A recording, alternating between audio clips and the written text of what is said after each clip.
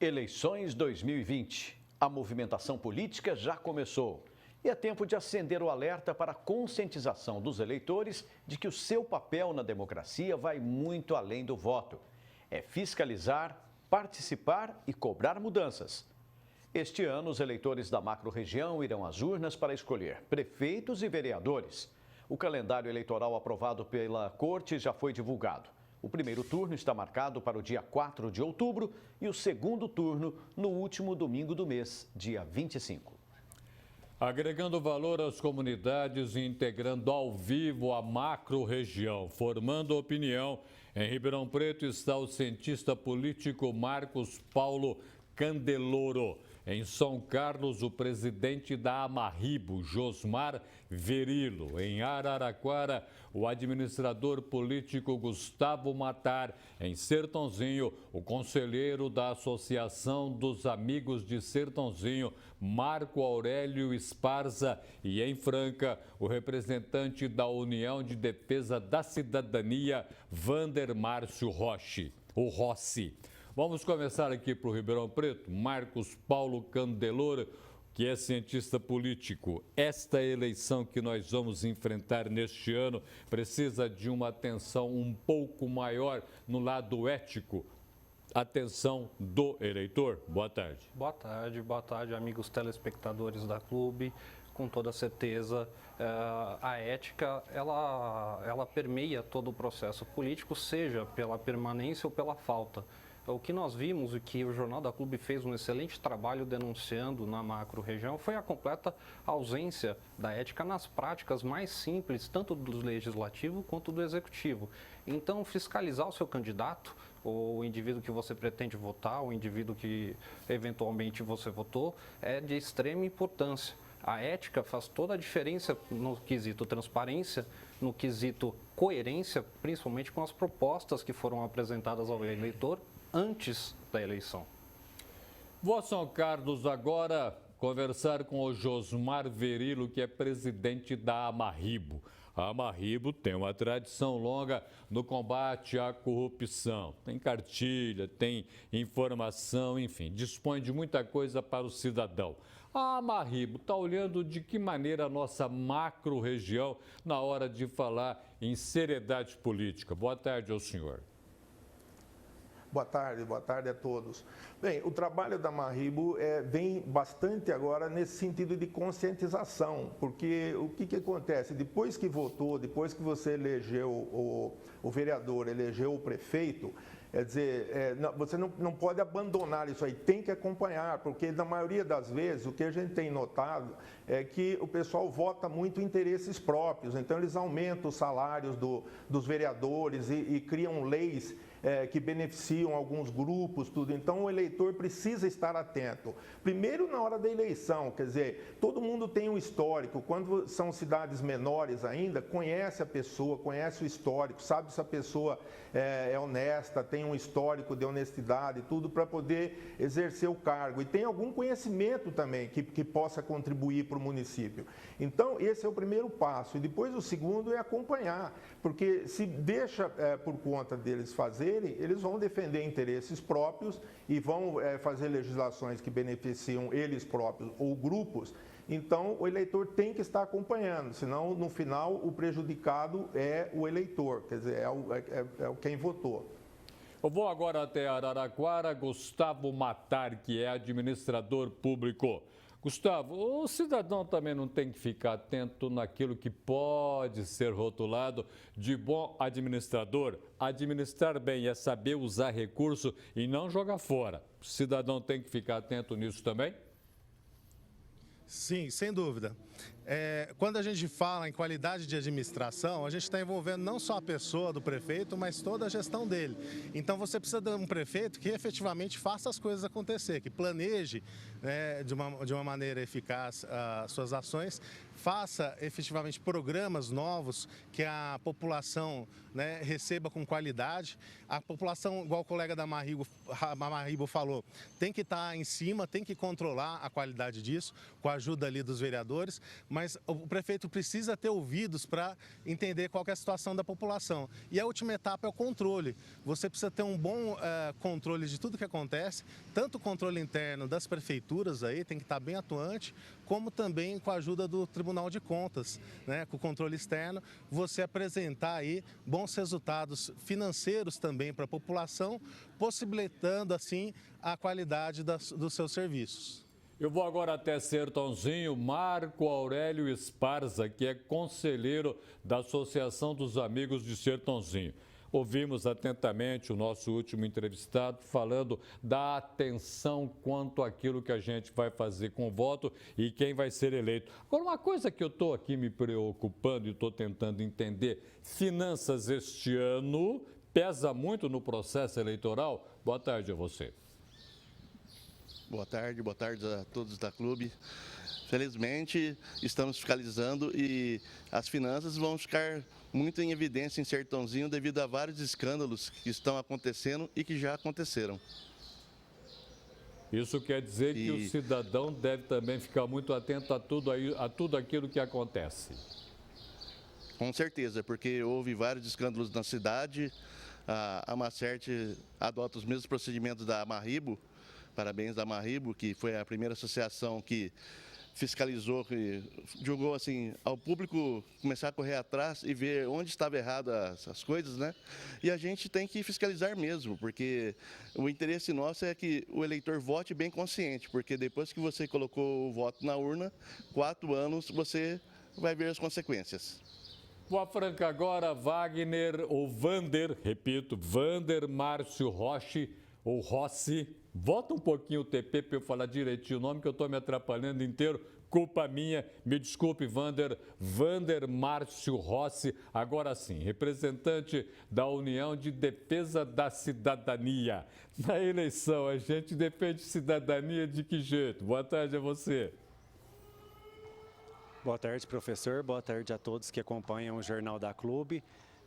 Ano eleitoral é um ano movimentado, né? Aí o cidadão tem que estar de olho, né? O correto é acompanhar durante todos os anos, né? Não só no ano eleitoral, mas quem não fez esse acompanhamento tem a oportunidade de começar agora, né? De estar de perto acompanhando aí quem já está no cargo, né? Que busca a reeleição e também os novatos, né? Que buscam a eleição pela primeira vez. Então é importante o cidadão eleitor estar acompanhando de perto os acontecimentos, né?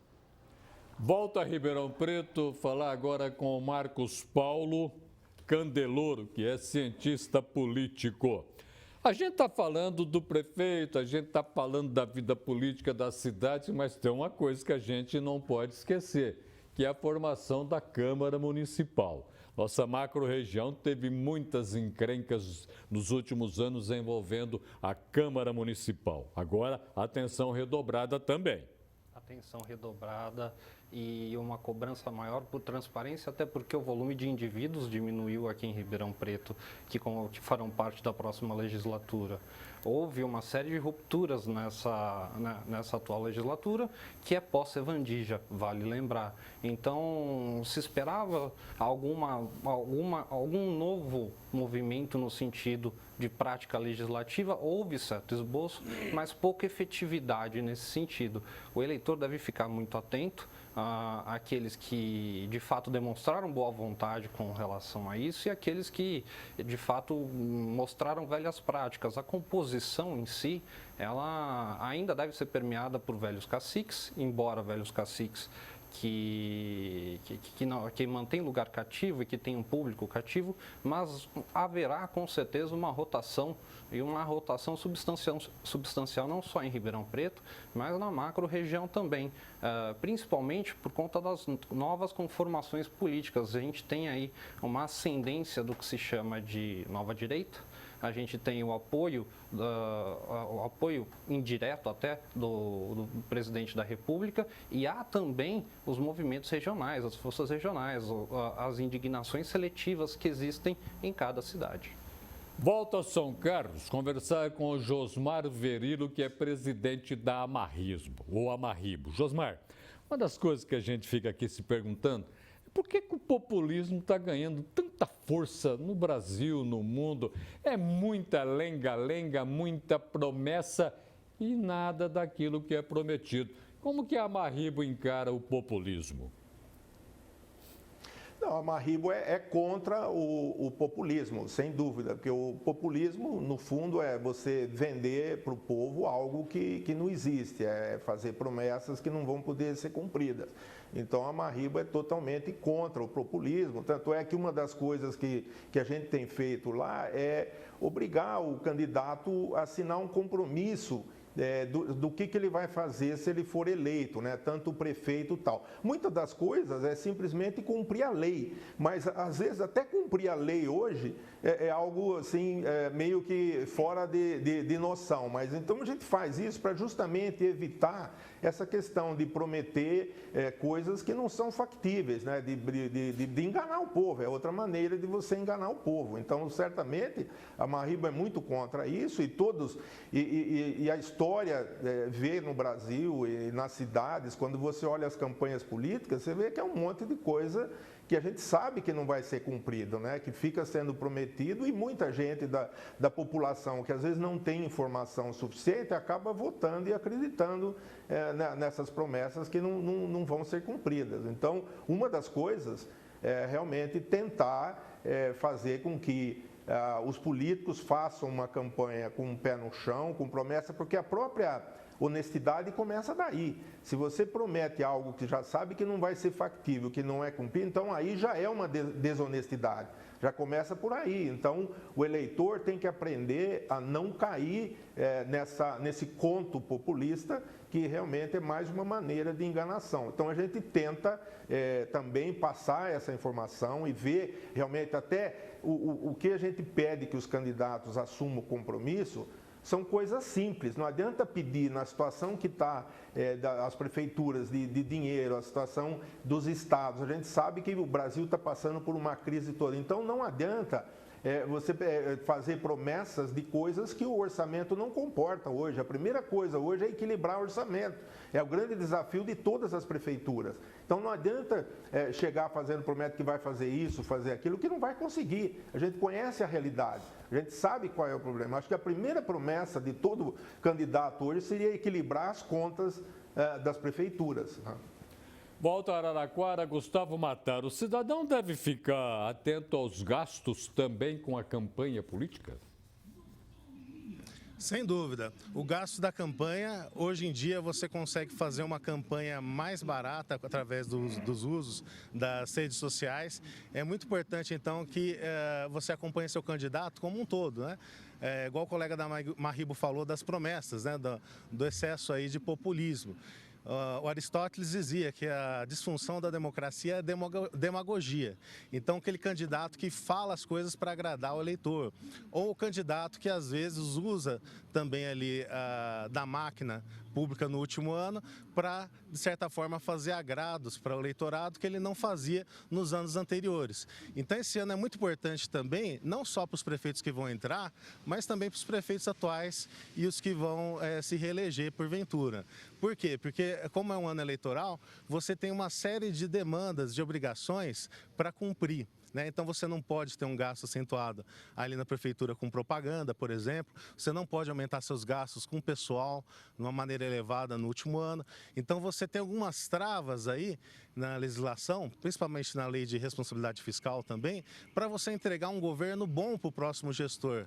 Tá? O próximo prefeito, não adianta acontecer como na última gestão, que vários prefeitos até chegaram a propor um decreto de calamidade pública financeira, por conta da situação que eles receberam das prefeituras. Então, eu proponho aí a todos os candidatos e a todos os prefeitos atuais que façam uma boa gestão em 2020, uma gestão exemplar, que faça a sua reeleição ou passe o governo para o próximo candidato de uma maneira bem transparente, né, com o acompanhamento da população e com as finanças em ordem. Tá? Você não pode deixar aí, terminar o ano da prefeitura sem pagar funcionário, com os prestadores de serviço e fornecedores aí sem receber e sem dinheiro em caixa para pagar eles.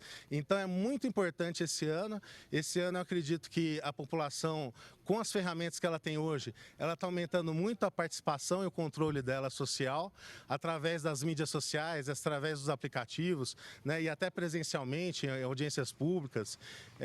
Cada vez a população está aceitando menos um governo ruim. Tá? Obras paradas que não foram terminadas, serviços que não estão tendo boa qualidade. Então a população está mais exigente e esse novo candidato vai ter que atender essa nova população. Boa Sertãozinho agora, Marco Aurélio Esparza. É bom prestar atenção também naquilo que a gente vai ouvir de conversa dos candidatos, quer dizer, o discurso, papo.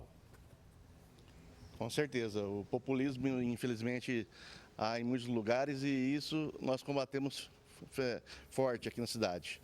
E o que a gente quer ver são os candidatos, na verdade, fazendo propostas, não fazendo populismo. E a gente está para isso, que nem o colega falou. Tem que ir na Câmara, tem que fiscalizar, tem que participar em redes sociais e não adianta só ficar em redes sociais. Você tem que ir nos lugares, você tem que fiscalizar, você tem que ir em loco o que está acontecendo. Por exemplo, na LDO de Sertãozinho, na audiência pública, que Sertãozinho tem uma receita de 590 milhões de reais para 2020, tinham somente 2 pessoas numa LDO, numa audiência pública. É 590 milhões de reais que a população tem que ficar de olho. Então, aí é onde a gente descobre as coisas erradas que estão propondo e nós denunciamos. Tanto que um dinheiro que iria para o Aras, de 800 mil reais, por causa da denúncia, vai ser revertido para a saúde. Boa Franca agora, Vander Márcio Rossi, que é o representante da União da Defesa da Cidadania. Partido político hoje sabe o que é cidadania? O cidadão tem que prestar atenção nisso também? Precisa de estar atento, né? A essa questão de cidadania, como os demais colegas já citaram, né? Ela está muito presente agora, está ficando forte, né? Através das redes sociais aí. Participar mais, né, dessa questão das audiências, do dia a dia, né, um trabalho que a UDECIF faz é estar presente nas sessões da Câmara, né, acompanhar de perto, né, as audiências públicas, e o cidadão precisa de ter essa consciência, né, do que realmente é a cidadania, né, do dever do cidadão, porque muitas vezes a gente coloca a culpa, né, é fácil colocar a culpa no prefeito, no vereador, mas será que o cidadão está fazendo a parte dele? Né, será que está fiscalizando? Será que está cobrando? A gente ainda vê, por exemplo, no Legislativo, muita questão assistencialista, né? Então, eu acho que o cidadão está na hora de cobrar, né, o vereador ali, de realmente exercer a função dele ali, né, a parte da legislação e também a fiscalização, que é uma das partes mais importantes ali, que o cidadão precisa de estar atento, de cobrar esse vereador e ele também fazer o seu papel enquanto cidadão, principalmente agora chegando as eleições, né, que muitos começam a se aproximar novamente da população, né? Então, às vezes, fica longe durante esse mandato e na hora que chega o ano eleitoral, o candidato se aproxima da população com propostas, né? E verificar mesmo quem já está lá exercendo o cargo, o que foi proposto e o que foi cumprido, né? E os novos também, se realmente eles conhecem qual que é a verdadeira função ali do cargo que eles pretendem. Integraram a macro-região na edição deste sábado do Jornal da Clube.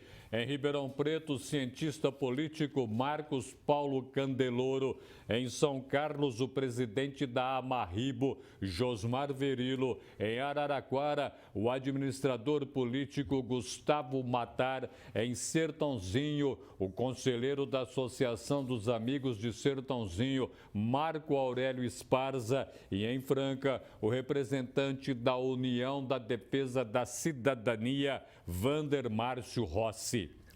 Confeto, ouvimos atentamente as pessoas de várias cidades da nossa macro-região se expressando quanto àquilo que deve ser este ano político. E a gente tem também um imbróglio danado na área econômica. Sobra, portanto, uma indagação. A economia vai interferir na política ou é a política que vai interferir na economia? Como sempre, Roberto, as duas coisas. Tanto que nós temos uma espécie de balé, um passo de dois, PADD, economia e política. Elas se suportam e, às vezes, elas se simpatizam uma com a outra. Tanto que nós temos economia política. Substância é economia, o substantivo, o adjetivo é política, economia política. É o Estado pequeno, forte, o Estado liberal. Mas nós temos também a política econômica, a política intervencionista. A política é que é forte, é substantiva. A economia é um simples adjetivo. Nos dois casos, nós temos que entender que há interferência, como você perguntou, sempre. Só que às vezes uma mais, outras menos. Dependendo da dose política daquele que exercita o cargo dentro do governo. O presidente Arthur Bernardes, que dirigiu o país de 1922 a 1926, ele ressaltava a importância da eleição municipal, dizendo que um presidente da República começa no município. Olha a importância. Daí ele voltava à importância da cidadania que você se referiu há pouco tempo, Roberto. A cidadania, porque o que é a cidade? É a residência do cidadão. É o local onde mora o cidadão. E ele começa com a gestão da cidade onde ele mora. Ele começa a nascer desse útero. E a cidade, residência do cidadão, só pode ser construída através da ação da sociedade e da combinação do vereador e dos vereadores e do prefeito municipal. Essa é a importância. Vamos ao exemplo. Quais os presidentes que começaram a ter atividade no município? Venceslau Braz, prefeito também mineiro, de 1914 a 1918, em plena Primeira Guerra Mundial. Venceslau Braz. Arthur Bernardes, que começou mesmo em Viçosa. Ele foi vereador, prefeito de Viçosa, ele foi presidente do Estado, que é governador do Estado hoje em dia, foi deputado federal e depois foi presidente da República, voltou a ser deputado federal, já aí pelo Partido Republicano, porque ele entendia que república só deve existir e só pode existir quando ela é proclamada pelo cidadão. Não no caso da República Brasileira, ficou meio falsa. Ela foi instituída por um monarquista, Marechal Deodoro, que expulsou os verdadeiros republicanos do poder. No início da República houve essa tragédia, verdadeira tragédia no país. Além de Arthur Bernardes, Venceslau Braz e Arthur Bernardes, começaram no município outro mineiro, Tancredo Neves, que começou a política em São João del Rei.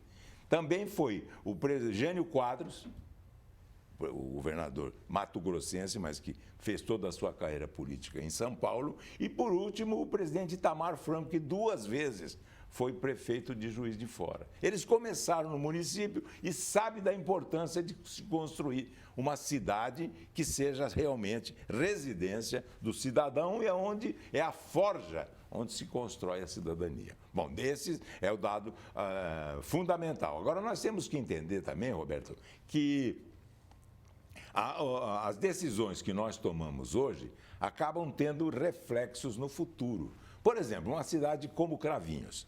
Qual o vereador ou candidato a vereador da sua cidade que tem pinta, que tem característica de ser futuro presidente da República? A cidade de Franca. Nós temos aqui o repórter Fernando Lima. Temos vários lá. Vários, né? Temos o Fernando e temos também o André que está aqui dentro hoje. O André aqui, por exemplo. Isso. O André, ele já viu algum vereador, candidato a vereador de Franca, prefeito municipal de Franca, que tem assim pinta, que tem qualidades de um futuro estadista? A cidade de Cravinhos, por exemplo, tem 30 e poucos mil habitantes. São Borja, no Rio Grande do Sul, com 66 mil habitantes. Nós vimos agora, inclusive, conferindo essa estimativa do IBGE, teve o berço de 2 presidentes da República, João Goulart e o presidente Getúlio Vargas. 2 presidentes da República num local, nascido de um útero de uma cidade relativamente sem grande ativo demográfico, o dobro de Cravinhos. Mas, por exemplo, Borborema, Jardinópolis, São Carlos, Franca, qual algum vereador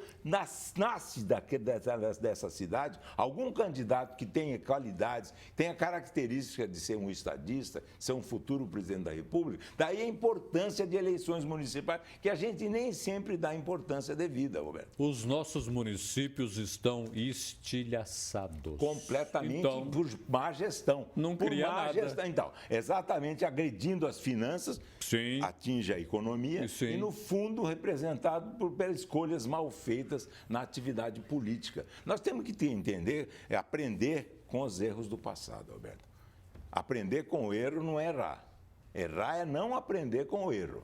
Se você errou e aprendeu, você acabou aprendendo e, portanto, transformando o seu saber em verdadeira sabedoria. E isso em política é fundamental, a experiência que se acumula com os erros cometidos, né? Então, nós temos que verificar que um bom candidato não é aquele que separa, e aí é demagogia. Ele fala que ele faz um discurso para ganhar a eleição e outro discurso para governar. É muito comum você perceber, às vezes não fala nem isso, mas ele sabe que falando isso, ele pode chegar dentro do populismo, que é aquele que engana o povo. E o popular é aquele que não quer tutelar o povo, ele quer levar o povo para caminhos corretos. Mas não é fácil nada disso, não. Outra coisa importante, o segundo aspecto que nós temos que aprender com o erro, é que o bom candidato não é aquele que ataca pessoas. O ser humano superior discute ideias, o ser humano inferior discute pessoas. É aquele que ataca problemas, os problemas existentes, e coloca esse problema em equação para que se possa definitivamente tentar colocar em equação e lastrear obras que sejam apresentadas como necessárias, lastreadas no orçamento. Porque senão, o bom governante, antes de tudo, com essa condição estilhaçada que você se refere dos municípios brasileiros, quase todos, talvez uma outra exceção que eu não conheço, os estados também não são diferentes e o próprio governo federal também. Nós temos que entender que o bom governante federal, estadual, municipal, não é o que faz obras. Em primeiro lugar, é que zera, que consegue pagar a dívida que tem. Ele não compromete as futuras gerações, zerando as dívidas, se possível, ele consegue, inclusive, desenvolver uma atividade entregando a cidade em melhor estado do que ele recebeu. Muitíssimo obrigado pela sua presença no Jornal da Clube. Obrigado, Roberto. Bom fim de semana para você. A você também. Muito obrigado.